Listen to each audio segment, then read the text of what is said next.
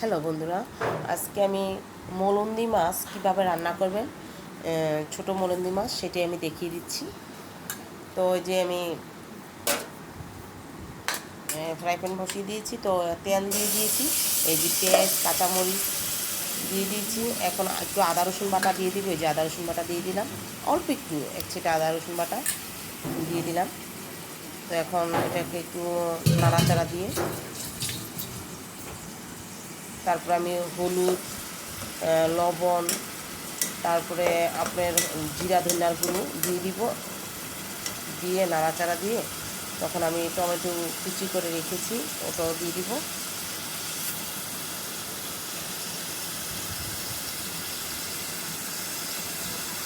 এটা হচ্ছে আদা রসুন বাটা আর কি।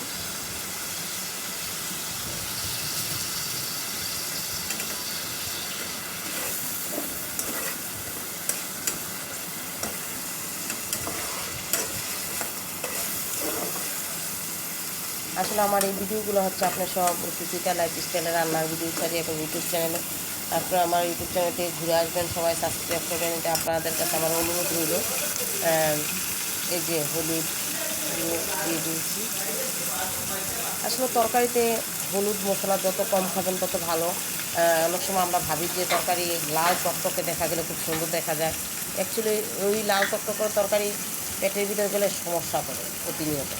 তবে যত মশলা কম খাবেন তত ভালো। এই যে ধন্যা জিরের গুঁড়ো দিয়ে দিলাম, হালকা হালকা মশলা দিয়ে তরকারি রান্না করে খেয়ে দেখবেন, তরকারিটা অনেক টেস্ট লাগবে।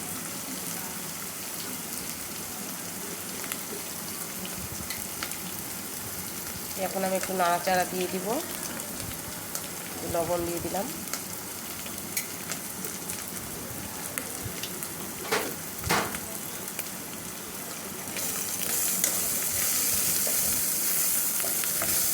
নাড়াচাড়া দিয়ে এখন টমেটোগুলো দিয়ে দেবো।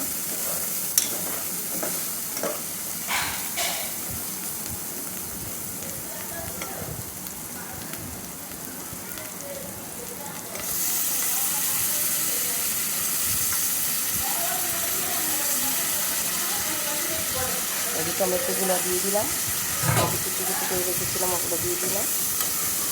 এখন এগুলো একটু নাড়াচাড়া দিয়ে দিব।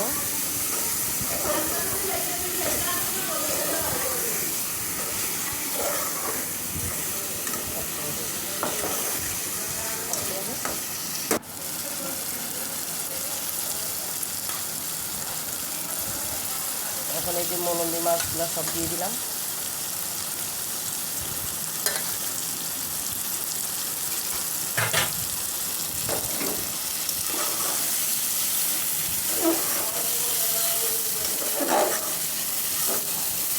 নাড়াচাড়া দিয়ে পরিমাণ মতো জল দিয়ে দিব।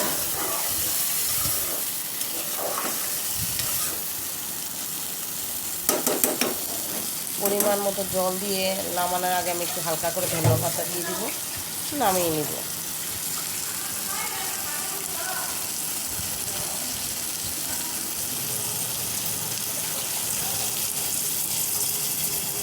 এই যে পরিমাণ মতো জল দিয়ে দিয়েছি, বেশি না অল্প একটু জল দিয়েছি। এখন ঢেকে রেখে দিব।